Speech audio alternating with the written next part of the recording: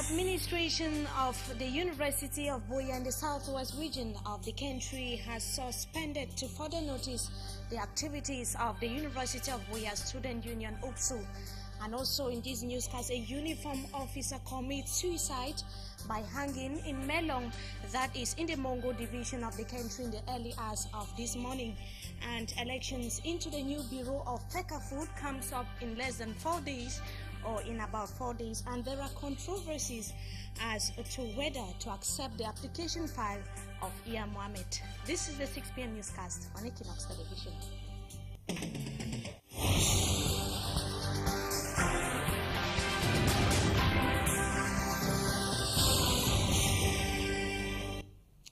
Good evening to you viewers. Welcome to join me in this edition of the 6 p.m. newscast on Equinox Television. Security forces in Bamenda Northwest region of the country have opened investigations following reports of fuel theft in Metakwata in that part of the country. A mechanic is said to have caught a man in his garage stealing some motor spare parts as well as some gadgets. Staff Lady Anabila tells us more in the following report. I want to go from my workplace to my garage. I reach cash. Each time when I come to my garage, I realize that motor batteries and petrol are missing. I never knew who could be doing that to me, but I kept the faith that one day I will get the person. This young man explains that he has been victim of a series of thefts from his garage at Meta Quarters in Bamenda. The wife added that in less than a week, the husband had lost at least 3 motor batteries and several liters of petrol. But today morning, he don't woke up for us for 5 o'clock morning time. He said, no, make go for a garage, go check. My husband woke up early and came to his garage. When he saw someone, he hid himself. He followed closely and realized that it was Bosco. Then he shouted. The thief threw the gallon and ran away. Then I see how another child, the Bosco now, and the container down with the battery now run. He called him.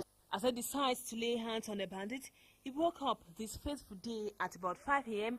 and claims he met this other guy, whose name we got as Bosco, coming out from the farmer's garage.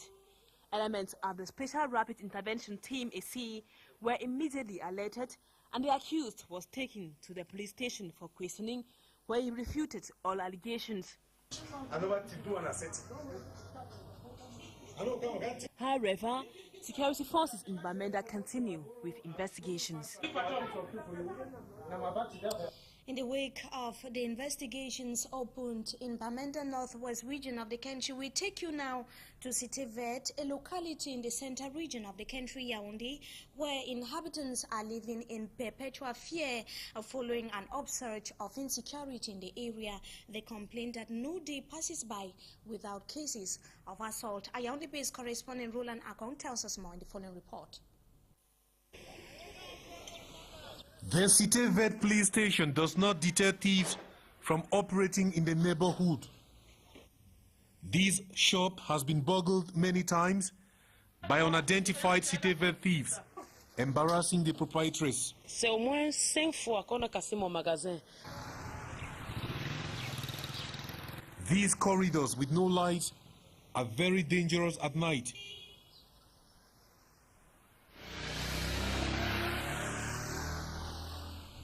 For they serve as hideouts for the thieves. On this mango tree, the thieves hide at night and assault passers-by. Sitevet residents now sleep with one eye open and one eye closed due to insecurity. Nous avons des gens qui courent la nuit, on ne sait pas si c'est les sectes des hommes comme des femmes. This resident tells us that people running naked at night is the latest rising phenomenon causing fear of occultic practice in the Sitevet neighborhood. Accusing fingers are pointed at young guys in the quarter who are doing nothing. Sitevet, one of the prestigious Sikh quarters in Yaoundé, is regrettably today becoming notorious of insecurity and occultic practices. Still in the center region of the country, but this time in the town of Bafia, we remain with Yaoundé-based correspondent Roland Akong to add that calm has returned in the town of Bafia in the center region after last month's riots, which saw one person dead and several others injured. Roland Akong in the following report tells us that the people are, however, demanding the construction of a university. The people of Bafia are demanding government a state university. Many other towns in Cameroon are doing same. They are also demanding that the Mbam and Inubu division be raised to the 11th region of Cameroon. Bafia is a colonial, cosmopolitan, and an emerging town in Cameroon. Bafia town is regaining its calm after a riot last month, we saw the death of one person and the arrest and detention of several others. Residents are going about their businesses normally, hoping such an incident never happens again in the town. Insecurity, allegedly organized by some bikers, and intermittent power cuts are the major problems Bafia town authorities are grappling with.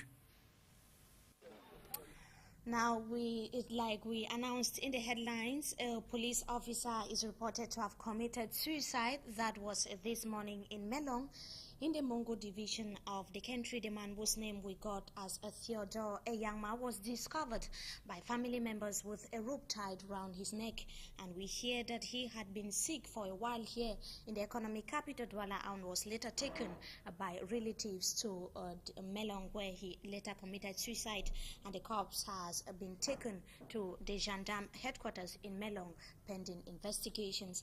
Meanwhile, the Vice Chancellor of the University of Boyawe and the Southwest region of the country has so far suspended activities of the student union UPSU. The decision made public today follows violent strike action which lasted for days, thereby paralyzing lectures on the campus of the University of Boya.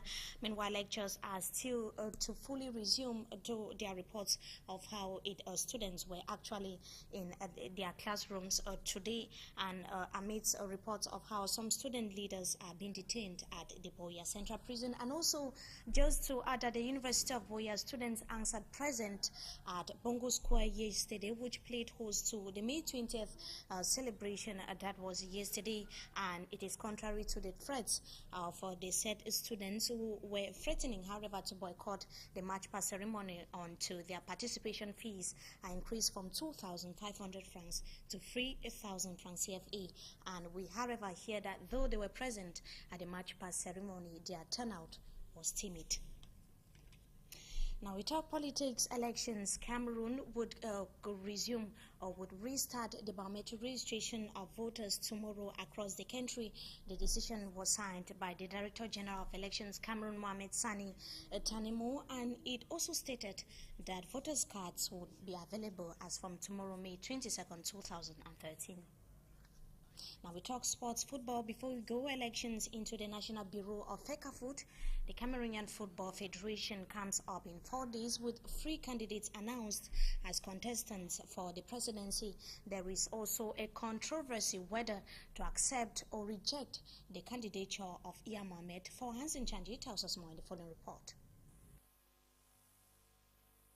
A committee comprised of 4 persons headed by Dr. Sonken Roger did not find tangible reasons in a request submitted by first Vice President of FECAFOOT, John Beginindi, to reject the candidature of outgoing President Iya Mohamed. John Beginindi argued, according to Article 35 of FECAFOOT statute, which does not give room for someone whose managerial capabilities are put to question. He gave reference to a recent publication by Supreme State Audit questioning Iya's management of Sodekotong. This request was simply overlooked by the 4-man committee sitting on May 17, validating the names of 3 persons. Outgoing President Iya Mohamed, who has been at the helm of FECAFOOT since 1998, is among the candidates retained for the post of presidency into FECAFOOT. His main challenger, John Beginindi, First Vice President of FECAFOOT and South Regional League President Malene Mvoto Akakadi completes the list. The trio will be on the stage to let delegates and potential voters to see them at the helm of FECAFOOT. However, the committee rejected the candidature of Atta Robert Bahaza in what they termed a unanimous decision. Elections into the National Bureau of the Cameroon Football Federation, FECAFOOT, is expected to take place this Saturday, May 25, in Yaoundé. For Hansen ending the report, and as our technicians have indicated, up next we meet our guest.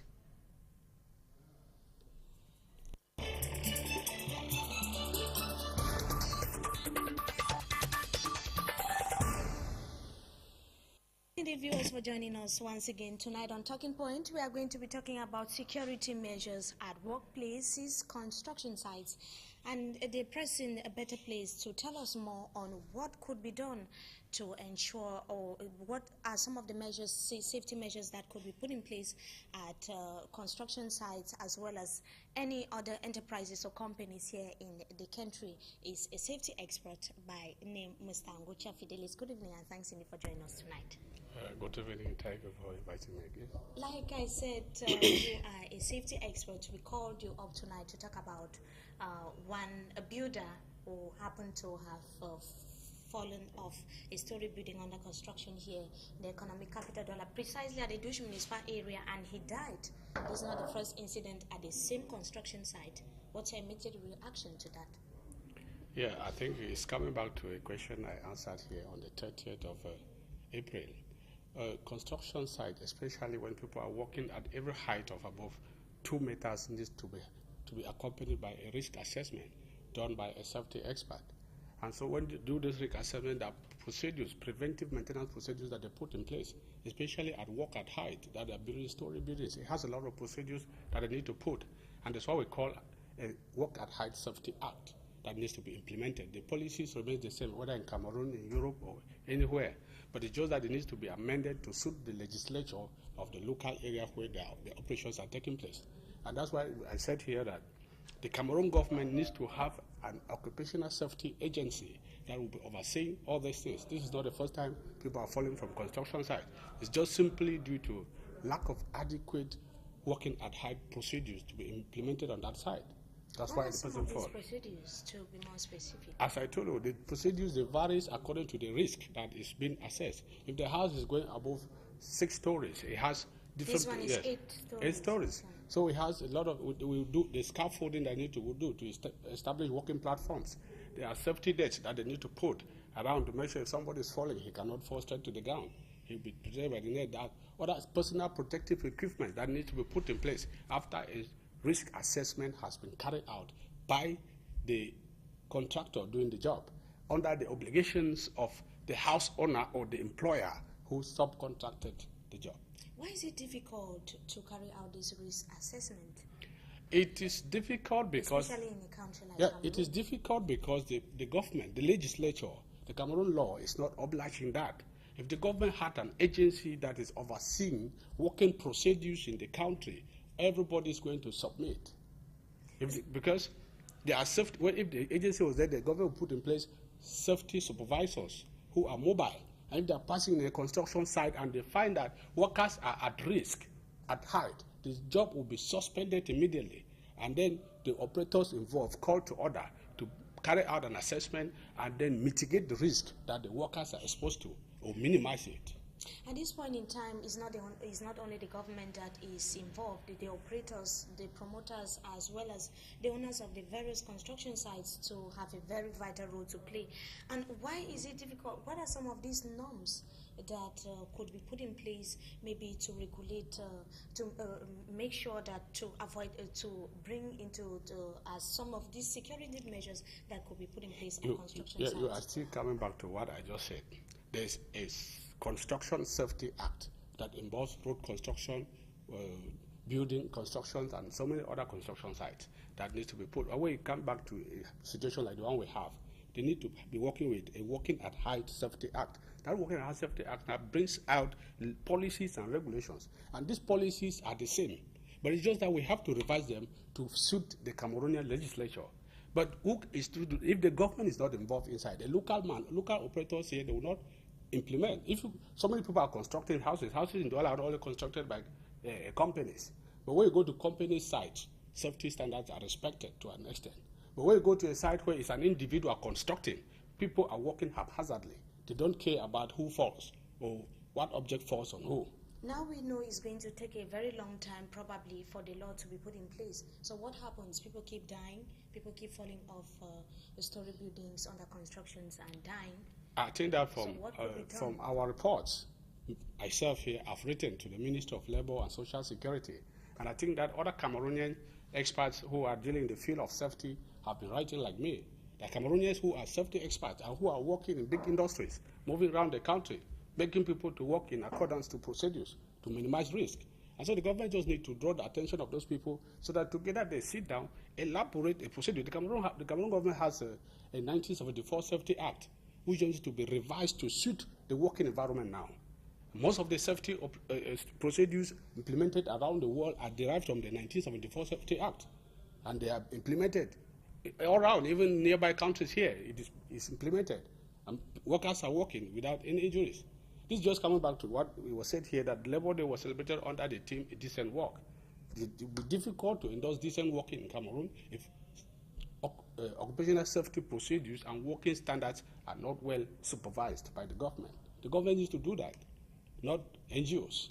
What about the owners of the structures themselves? Are they not called upon maybe to put in place the owner can only be called upon if there's a law, if there's a penalty. As an individual to secure his workers. That is it. There should be an obligation telling him that if you don't, as you are doing this job, if you don't secure the workers operating here and something happens, you'll be taken to law. For instance, now somebody fed it. They will send a gendarme or a police to go and investigate what happened. But the gendarme or police is not trained to evaluate, to assess, or elaborate working procedures. A job site accident should be investigated by a safety supervisor who has been trained and who can elaborate and assess working procedures. That is somebody who can tell why this accident occurred. Because basically a worker at a particular, or a builder of a particular construction site like the building that we are talking about is entitled to own a certain gadgets, safety gadgets, to ensure that in case of such incidents, he should be in one way or the other protected. But we don't see this happening. Well, I cannot assess from here because I was not on the field to see the type of safety working equipment that were put in place and then to see the type of safety procedures that they were using. It's only through an investigation that you go to the field, you see the procedures that they were using, and then you see how the person was done, because that will call that postures. A posture can cause somebody to have an accident. So we need to go down to the field, we investigate, we see all those things, and we see where the policy failed. Then now we ameliorate the working conditions of the people. But that now can only be done by the company that was doing the construction, and nobody outside will feel the effects. But if the government had a supervisory body like the National Occupational Safety Agency in charge of overseeing working procedures in Cameroon, such things, when they happen like that, the company or the individual that was doing that construction will be sanctioned to pay amounts into the public treasury for violating a safety law. So do you see this body being put in place maybe in the nearest future? Or this I cannot tell. Recently, I think last year or years, 1 or 2 years behind, the government created a commission who was charged of, due to so many social security crises that were going around the country, a commission was created. But to me, I think instead of creating a commission, it was supposed to put in this agency, because this agency coming into work now with experts will put in institutions and the procedures that labor policies and working procedures in Cameroon will be supervised by the state, and the people will be feeling at home and in their job sites. Because it does not end only at the level of the story building and the Dush municipal area. We also see how other the rigs that are also involved in the construction of certain structures stay here in the city of Douala. Yeah, it's a wide situation. You're only talking about what you are saying in Douala. You don't know what is happening in Bamenda. You don't know what is happening in Garoua. So it's a situation that actually needs the public attention. It's not the first time. I think back in 2006, 2007, certain things, it happens in Bonaberi, it happens in so many places. So it's not only this, not the first time. People have been falling from buildings like that. And there are some that you might not know because the person did not die. He maybe had a fracture. You will not hear about that, you in the media houses. But if the government has a system, all those statistics will be taken and policies will be put in place to supervise and sanction defaulters. Then at that moment now, when a Cameroonian is telling somebody that come and work here, he will protect that person because he knows that if the other person is injured or involved in a fatality, he or she will answer a question to the law. So the only solution to this is putting in place the law. Putting in place an institution, an agency that will oversee the application of working procedures and reinforce labor policies in Cameroon is the solution. Thanks indeed, Mr. Ngocha Fidelis, for joining us tonight on Talking Point. We hope to have you some other time again. It's my pleasure. I always come to clarify the public. Thank you so much. And to you viewers, we thank you so much for joining us in this edition of the 6 p.m. newscast on Equinox Television. We have come to the end. Join us tomorrow, same time. Thank you so much, and good evening once again.